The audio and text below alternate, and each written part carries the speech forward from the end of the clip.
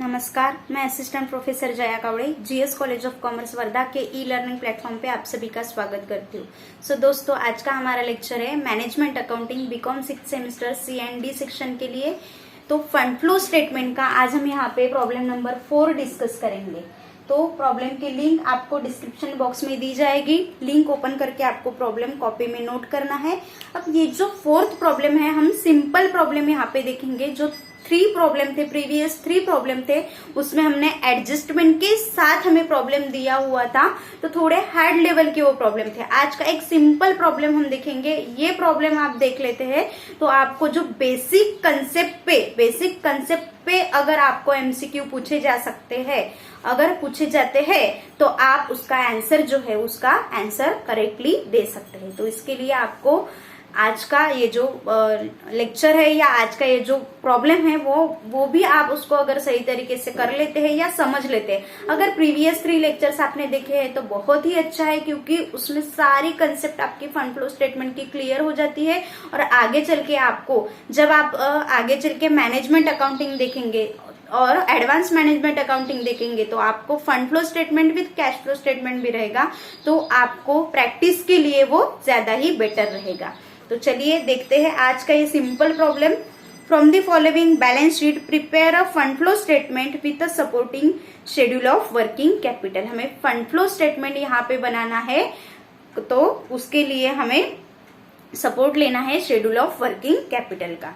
तो यहाँ पे शेड्यूल ऑफ वर्किंग कैपिटल के लिए हमें बैलेंस शीट गिवन है क्वेश्चन में 2017-18 की। वो बैलेंस शीट के बेस पे हमें यहाँ पे schedule of changes in working capital बनाना है, statement of changes in working capital बनाना है, और साथ ही साथ में हमें फंड फ्लो स्टेटमेंट भी यहाँ पे बनाना है।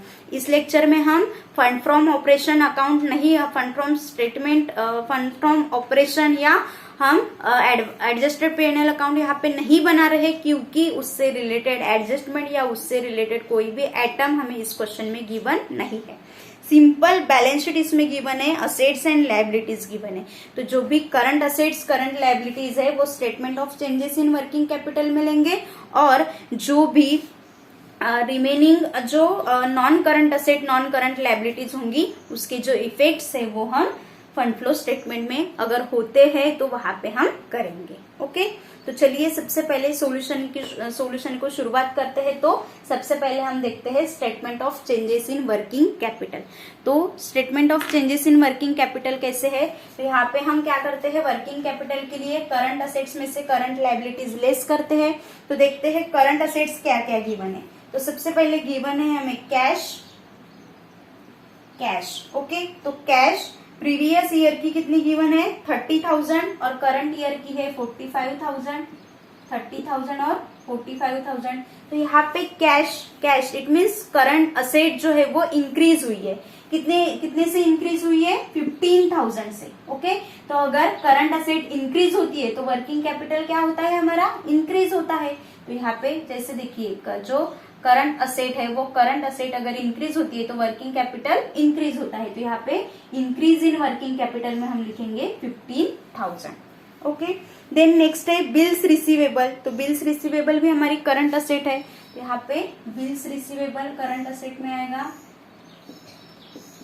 ओके, तो बिल्स रिसीवेबल देखते हैं कितना है 50,000 प्लस 50,000 और यहाँ पे है 42,000। तो यहाँ पे देखिए जो करंट असेट है वो डिक्रीज हो रही है। ओके, तो यहाँ पे जो करंट असेट हमारी डिक्रीज हो रही है, तो अगर करंट असेट डिक्रीज होती है तो वर्किंग कैपिटल क्या होता है, डिक्रीज होता है। इसका जो इफेक्ट है डायरेक्ट इफेक्ट है। तो यहाँ पे देखिए डिक्रीज हुई है कितने से 8,000 से, तो कहाँ पे आएगी डिक्रीज में 8,000। Okay, then land and building तो फिक्स असेट है वो यहाँ पे नहीं आएगी। देन है स्टॉक। तो स्टॉक कितना है, स्टॉक करंट असेट में 20,000 और करंट ईयर का है 33,000। ओके, 20,000 और 33,000, तो 13,000 इंक्रीज है, तो इंक्रीज इन वर्किंग कैपिटल में जाएगा 13,000। ओके, तो सारी करंट असेट्स हो गई है। अब इसकी टोटल करेंगे तो यहाँ पे हमें मिल जाएगा टोटल करंट असेट्स। ओके, तो टोटल करंट असेट्स देखते हैं कितनी है 50 प्लस 20 प्लस 30, तो यहाँ पे 1 लाख, और यहाँ पे टोटल करंट लायबिलिटी है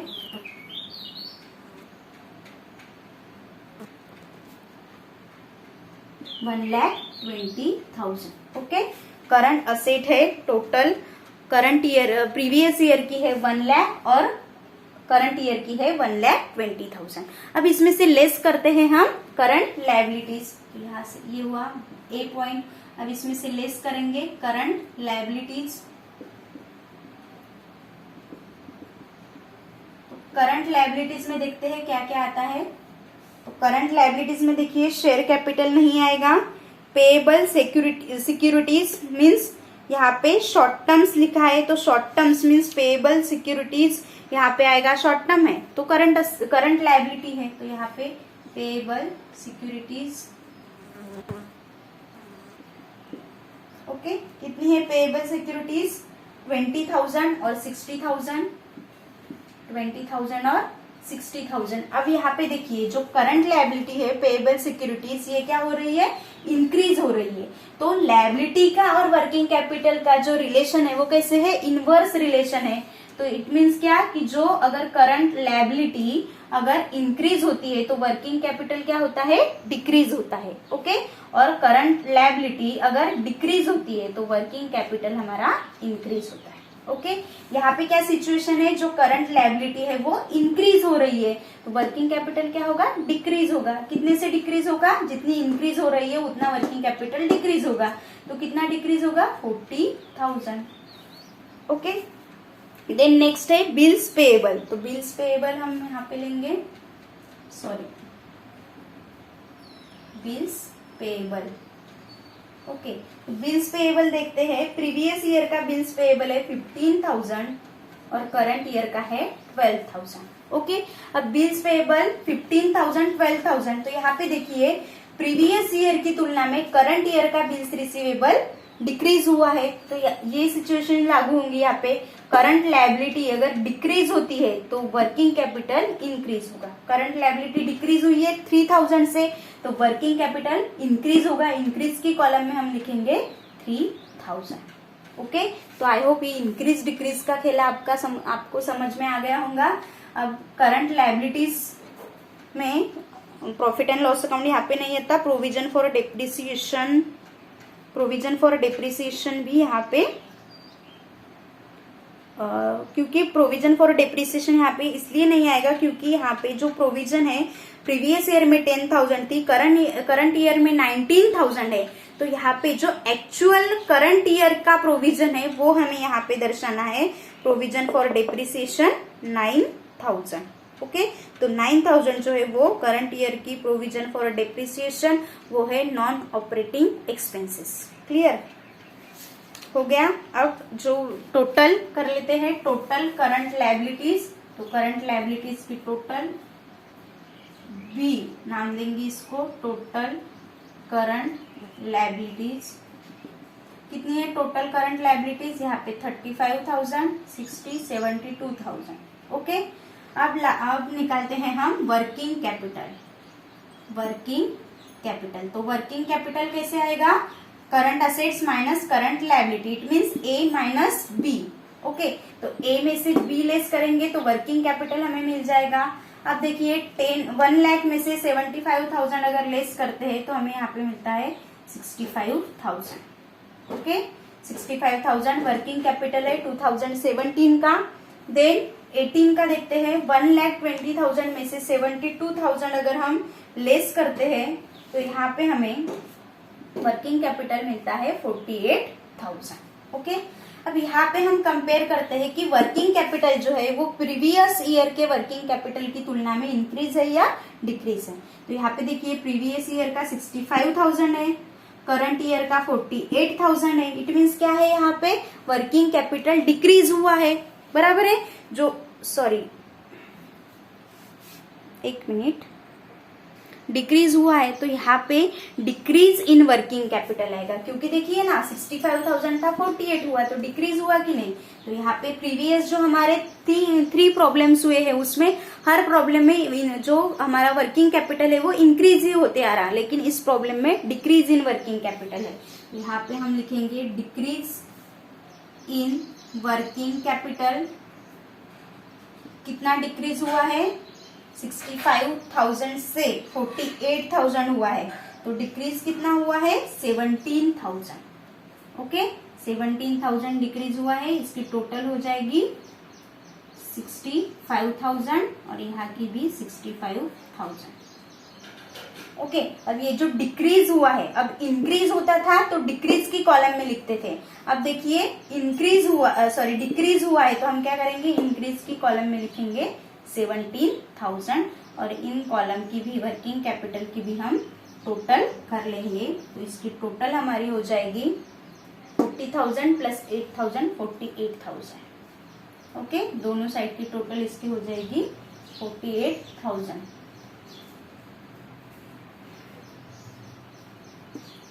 ओके, तो इस तरीके से ये हुआ हमारा statement of changes in working capital. Clear. अब देखते हैं फंड फ्लो स्टेटमेंट। तो फंड फ्लो स्टेटमेंट में हम सबसे पहले क्या लेते हैं, सबसे पहले अगर फंड फ्रॉम ऑपरेशन है या फंड फ्रॉम ऑपरेशन या नेट ऑपरेटिंग प्रॉफिट हमारे पास है तो वो सोर्सेस साइड में हम लेते हैं। देन इसके बाद जो भी सोर्स है या जिससे फंड इनफ्लो होता है वो फंड इनफ्लो के जो आइटम्स है वो सोर्सेस साइड में लेते हैं, और जो फंड आउटफ्लो है वो फंड आउटफ्लो के जो आइटम्स है वो हम एप्लीकेशन साइड पे लेते हैं। ओके, तो चलिए देखते हैं। सबसे पहले तो हम यहाँ पे लेंगे operating net profit. Operating net profit, अब यहाँ पे ऑपरेटिंग नेट प्रॉफिट हम कैसे कैलकुलेट करते हैं, जो करंट ईयर का प्रॉफिट है वो करंट ईयर के प्रॉफिट में से प्रीवियस ईयर का जो प्रॉफिट है वो प्रीवियस ईयर का प्रॉफिट लेस कर देंगे। ओके, तो करंट ईयर का प्रॉफिट देखिए कितना है, प्रॉफिट एंड लॉस अकाउंट हम देखेंगे तो करंट ईयर का प्रॉफिट है 14,000। ओके, प्रीवियस ईयर का है 10,000, तो यहाँ पे जो नेट ऑपरेटिंग प्रॉफिट कितना रहेगा 4,000। ओके, फंड फ्रॉम ऑपरेशन में भी हमने देखा था कि हम प्रीवियस ईयर के प्रॉफिट में से करंट ईयर का प्रॉफिट लेस करते हैं। देन उसके बाद जिससे फंड क्रिएट होता है, ओके, तो जिससे फंड क्रिएट होता है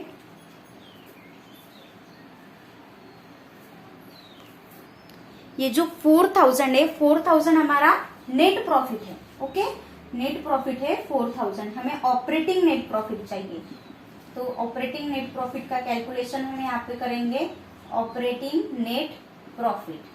तो ऑपरेटिंग नेट प्रॉफिट हम कैसे निकालते हैं, net profit plus net operating expenses minus net operating incomes.